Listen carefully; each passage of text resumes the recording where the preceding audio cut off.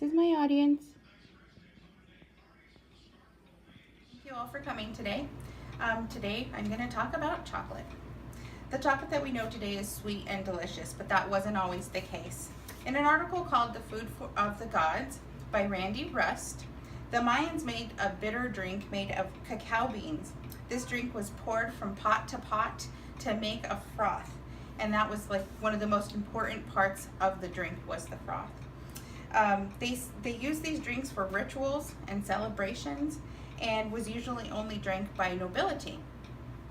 Later, the Aztecs followed the Mayans in the rituals, not only as a drink, but as currency and trade. The Aztecs used it for just about everything. In a documentary called When Money Grew on Trees, it explains that the Spaniards adopted the cacao beans as currency and trade to the Mayans. The beans traveled back from Spain, not as the drink or for chocolate, but as medicine. When the New World Pharmacy reached King Philip II of Spain, he sent his royal physician back to Mexico, and his name was Francisco Hernandez. Though the cacao wasn't a native medicine, it was Hernandez wrote to the king, and he said that it was good for stomach aches, fevers, and it could also be an aphrodisiac. Chocolate enters Europe.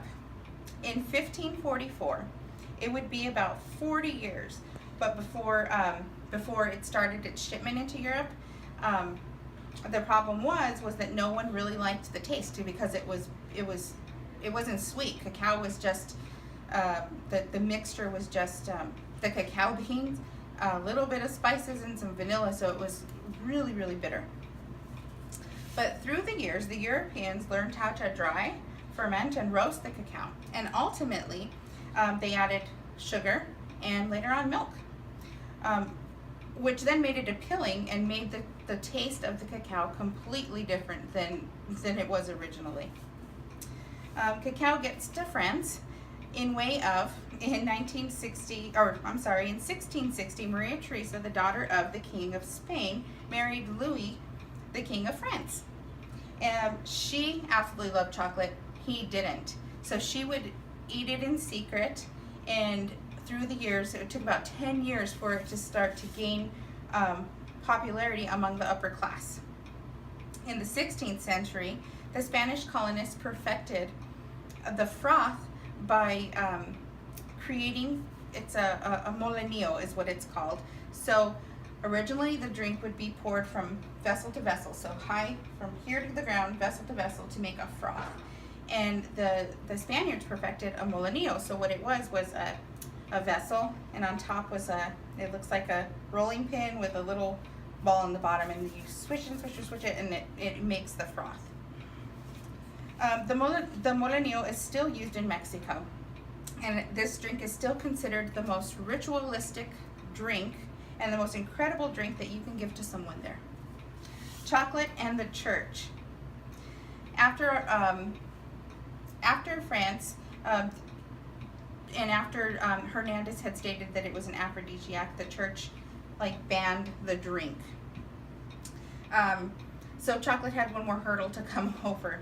The Church of the Jesuits prohibited the drinking of chocolate, but it changed pretty quickly because the students started to leave the seminary because they really liked the chocolate drink, but it was banned. And because once it was decided that chocolate didn't break the fast and it wasn't considered food, after the priests of that church decided that, of course, the Jesuits went into commercial operations of cacao. Chocolate made its way to London, where it was eventually acquired by the Cadbury brothers, which we all know. And when it hit the market, it was pioneered by Nestle. On funfacts.com, I found some interesting things about chocolate. They're really fun. M&Ms were created in 1941 as a means for soldiers to eat chocolate, or to keep chocolate, but to eat it without it melting. Chocolate is the only natural fat that melts at body temperature. The inventor of the chocolate chip cookie sold her recipe to Nestle Toll House in exchange for a lifetime supply of chocolate. And last, the white chocolate isn't technically chocolate. It contains no cacao, solids, or liqueur. The chocolate that we know today is sweet and delicious, of course. And in the beginning, it was at a high price, of course. You had to be royalty, and it was very bitter to drink. Today, we use chocolate for almost every occasion, much like the Aztecs and the Mayans. Thanks to those Mayans and Aztecs, and for sharing their recipe with the Spaniards, and the Spaniards later on sharing their recipes with the rest of the world, we get to enjoy chocolate every day. Thank you.